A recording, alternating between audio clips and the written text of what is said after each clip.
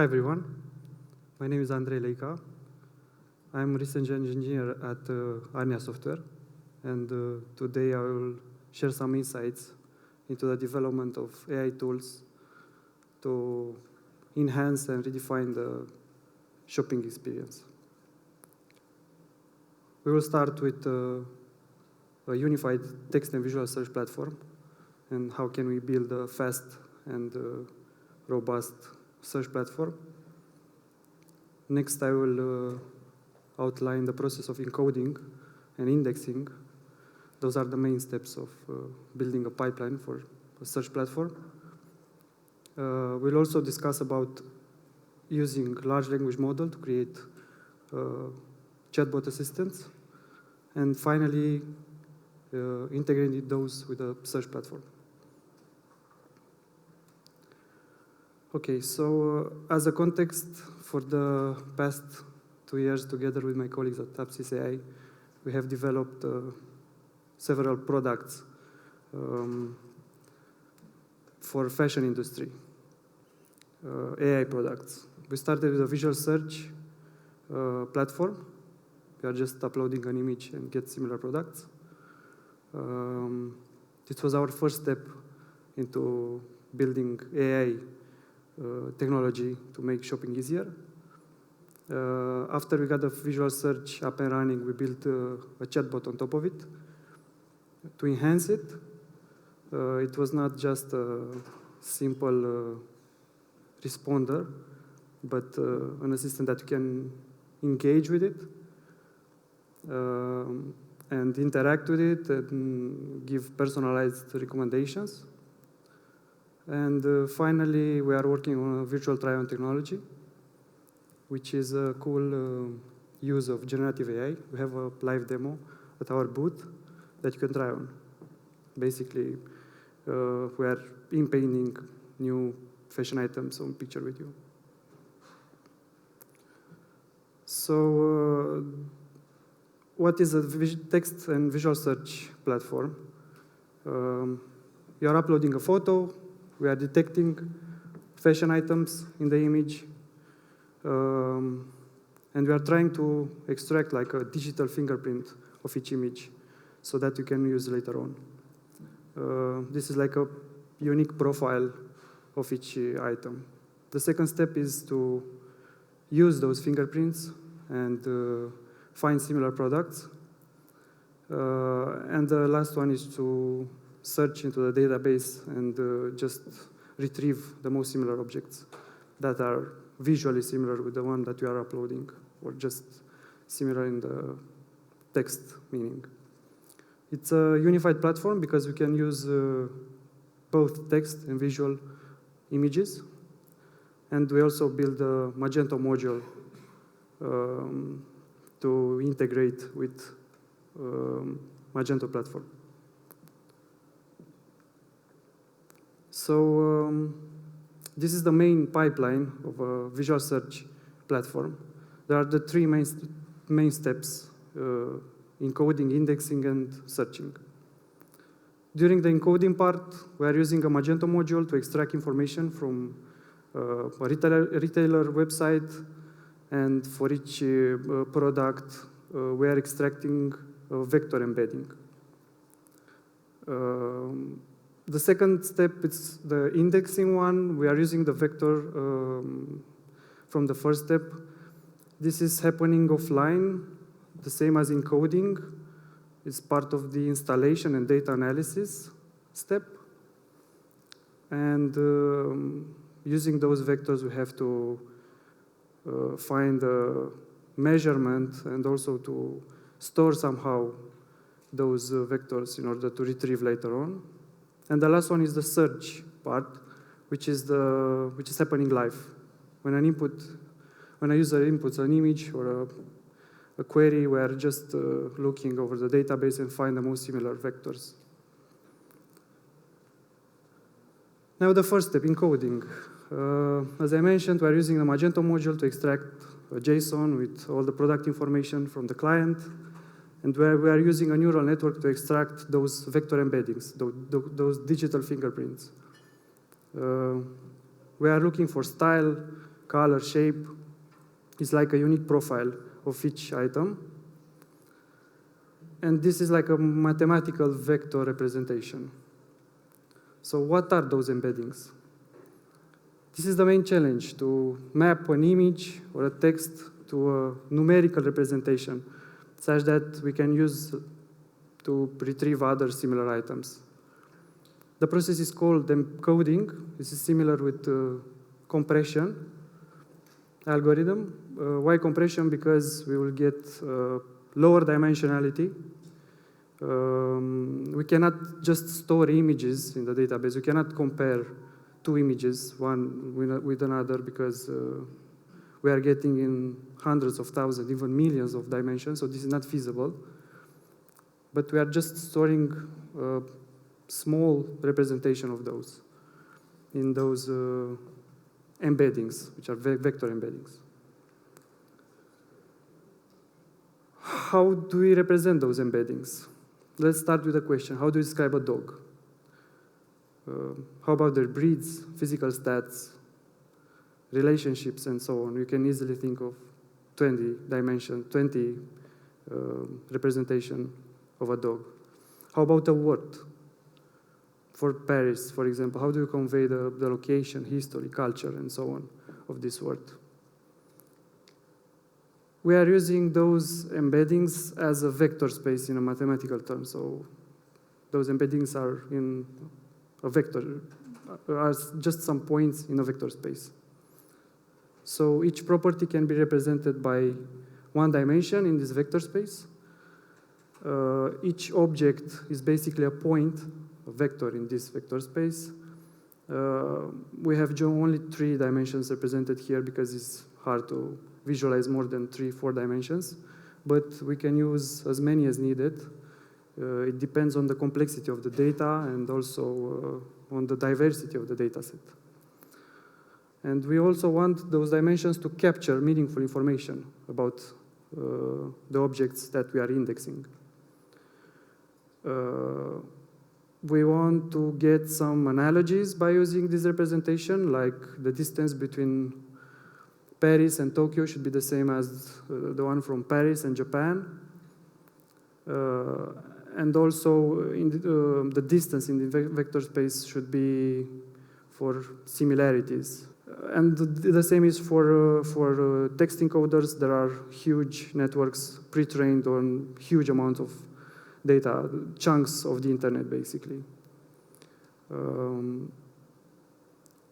We are using those pre-trained networks, and we are fine-tuning on our task. Now, it depends on the dimension of the data set that you are using for fine-tuning. If you have just a small amount of data, like thousands of images, you are just fine-tuning the last layer of the neural network. The other parameters in the neural network are just freezed. If you have a medium size, you train like the last 10% of the network, and if you have like a large data set, you train the entire network on your data. And this way, the network will learn a better representation specific for your data. In our case, for fashion items, we are using garment items during training. I mentioned that we need a unified vector space. So usually you are training a convolutional neural network for images and a transformer network for text. But those 2 different networks will map in a different way, those objects. So we need somehow to get like a joint embedding space. And as you can see in this image, an image of a dog and the word the dog is playing should be close to each other in this unified vector space. We are using this nice architecture from OpenAI. It's called CLIP, Contrastive Language Image Pre-Training. Basically, we train the image encoder and the text encoder together. Again, we need a data set of images and also a data set of texts, the corresponding descriptions of images, basically. We are extracting, with green, we are extracting the embeddings from the images, and with purple, the embeddings from the text. And during training, we want to minimize the distance between the text and the image, the text and its corresponding image, and maximize the distance between an image and all the other text from the dataset. So on the diagonal with blue, you can see we are minimizing basically those distances, and we are maximizing the other ones. And after this training step, we will get the image and the text encoder that you can use for this unified representation. Now that we train the models and we have the encoder networks, there's the second step, the indexing. So we are using this network to to analyze the entire product database, the images, the descriptions, and so on. And we are generating embeddings for each object, for each product. But now we need to store them in a smart way such that we will get an accurate and a fast response when we retrieve items from it. So there are two main challenges. First one is, how do we measure the distance between two embeddings? Since we are in a vector space, we can apply many metrics from linear algebra, like the Manhattan's distance, Euclidean distance, cosine distance, and so on. This is part of the fine-tuning of the process. So you are using the best method that you can get from the data that you are using. So this is you are doing this step before going live, like a fine-tuning of your system. And also how do we search for vectors in this vector space? There are two main methods. The first one is a brute force algorithm. So you have millions of products and a new image is coming from a user. With the brute force algorithm, you are computing the distance between the query and all the other vectors in the database. Then you are sorting the distances and just retrieve the first n elements that you want. This is an exact search, so you will get like the best performance using this approach, but it's computationally expensive. It's not feasible to do that in practice. So we need something better. And for this, we are using the approximate nearest neighbors algorithm. We are basically dividing the space into multiple spaces, and during indexing, we are creating like a tree structure. And so we are skipping so many steps in comparing those vectors, like 10 or maybe 100 times faster than the brute force algorithm. But there is a trade-off. You are basically trading some accuracy, but you are getting a significant speed up. But in practice, this is working pretty well, because when you have like a diverse and a big data set of products, you will get close to 99% accuracy by using this algorithm. This is a visualization of how can we split the vector space. So each point is represent an object, and maybe we can have like different clusters for different features of your data set. In our case, in fashion items, the length, or maybe the V-neck, and so on. And when you are searching for a similar item, you are just looking inside each cluster and do like a brute force algorithm, but way smaller size. For the PNN algorithm, we are using FICE. It's an open source library from Facebook, from Meta. It's nice to use when you have like a large data set, because they all offer a GPU implementation, so it's pretty fast. Since we are dealing with vectors, we can do linear algebra computation, and GPU were built for that. And other metrics, so you have the speed. When you are comparing different libraries, you need the speed, the memory usage, because this is an in-memory library, in-memory database, and also the accuracy. And you set the number of clusters. By modifying the number of clusters, you will get a better accuracy, but a slower search speed. There are other available libraries like Weaviate, Elasticsearch, Pinecone, and so on. And the last step is the searching. This is happening live after you get the entire representation of your products. So you encode all the products, you created this index, and now during this step, you have an image from a user or a text. You are extracting the embeddings using your trained neural network, and then you are querying the ANN, and the final step is just to retrieve the top K products, and they will be similar with the query from the user. This is working pretty well, at least for the images. But in case of text, we are missing something. So we have to search for exact items, like a white shirt or a blue dress. But maybe we need something more. We need to, we are looking for an outfit for an event or stuff like that. And we cannot search with an outfit for a wedding because we didn't use this embedding for neither product. So we have large language models. We need to interact somehow with a catalog of products, with a database, in a conversational way. So maybe we can use and create like an assistant on top of that. So for this, we can leverage large language models. Why large? Because they are one of the largest neural networks ever trained by a large margin. For example, a medium-sized model, the Llama 2, which is an open source model from Meta, it has 70 billion parameters, and it's like 140 gigabytes, just the model size. And they are also large because they are trained with huge amounts of data, internet text gathered specifically for this task. And the core architecture for these models is the transformer architecture. It all started with ChatGPT 2 years ago, but today there are many other providers.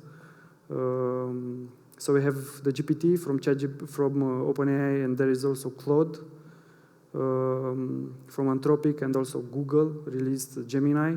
Those are APIs, but they are closed source APIs, so you can only use by feeding this API.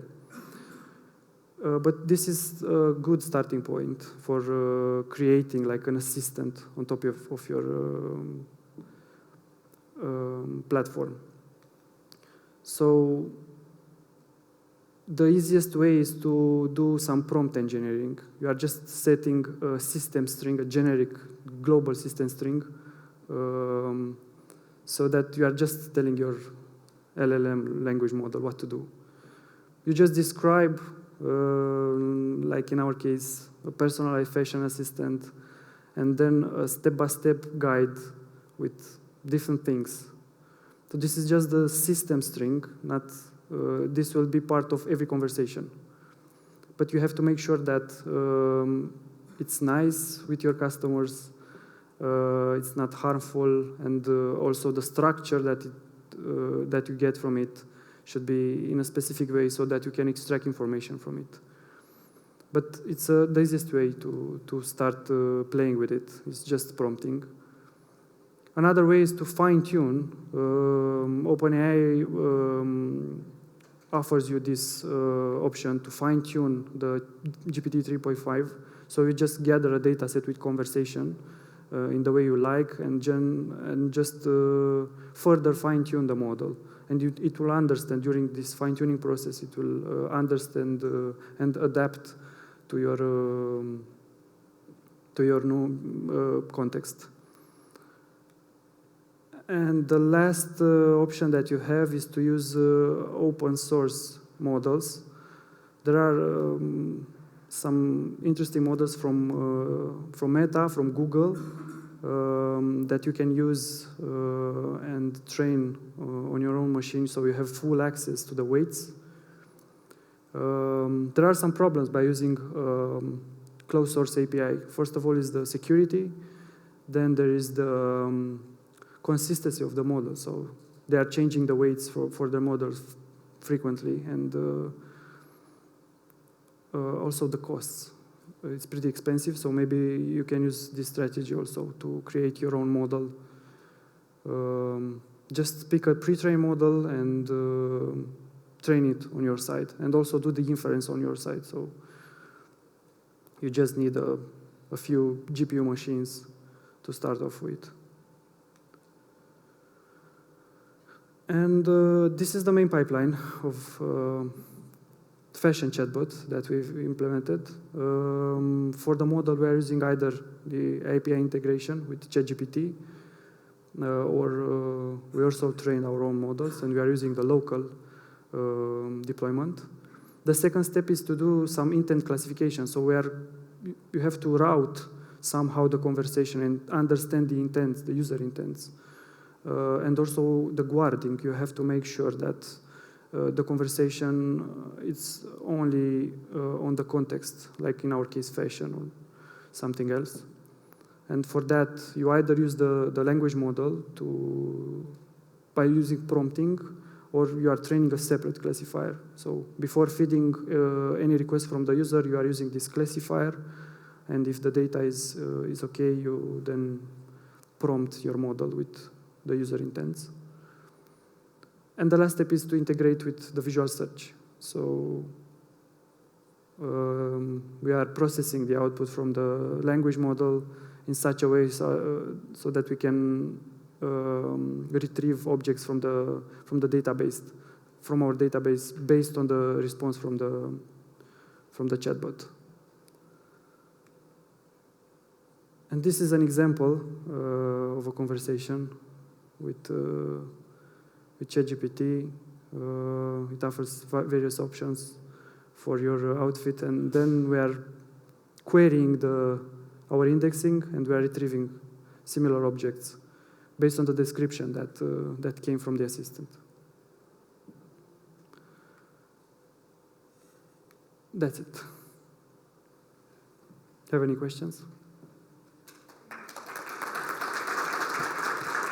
That's nice. We have a question here. So you explained that an exact search using this vector database is quite expensive to do. Do you think it might be interesting to combine a regular text search on an elastic database combined with the results from a vector search to have the optimal results? For instance, if you search for an exact product name, a text search database might be quicker in that other than a vector database. Yeah, so we are not indexing the product information, actually. We are just looking for visual cues in the images. So in this case, yeah, maybe you can use just classical search. Use a specific user product name, and it will be faster than just using the embedding vector space. But yeah. Because now you use a chatbot on the storefront probably, but it would be nice to have like the combination with it. You have one search box where you have the regular text search from Elastic, and then combined with LLM that you can use. Yeah, of course. That's the feature that we are trying to implement. We have one more question. Hi. Is the solution working properly for footwear, and what about cosmetics? For footwear, yes. For cosmetic, we didn't try it, but you can apply to any industry. If you have some images from your products, you apply whatever you want. So yeah, but for the footwork and other fashion items, we tried, and it works quite well. As I know, one main aspect of that data set is that you need to have good quality images, right? Yeah. So you need to have data cleansing. Okay, one more question, please. Yeah. How do you reduce the biases from the information that you got from the chatbot? How do you train your model to comply the correct answers? The bias in the language model, you mean, or just in the language model? Yeah, it's a good question. You have the intent classification and the guarding. So you are using guarding basically both ways, from the user and from the agent. And also, we are fine-tuning the models. By using the API, the brute API, we just, that was just for the MVP phase. But we are not relying on the GPT-4 or any other closed source solutions. So we are training our own models, using our own data sets, and we are somehow removed the bias, but not entirely. So, yeah. Just fine-tune your models on your data, and you will reduce somehow the bias. Like the cultural bias, because in our case are just some fashion-related things, so. Yeah, exactly. So there's still a lot of work to do, but make sure you give them a try. Do you have a demo on your website? Yes, we have, and also at our booth you can try the visual try-on technology. That's great. So please feel free to test it. Maybe you'll try it on for your merchants. Thank you very much, Andrei. Thank you.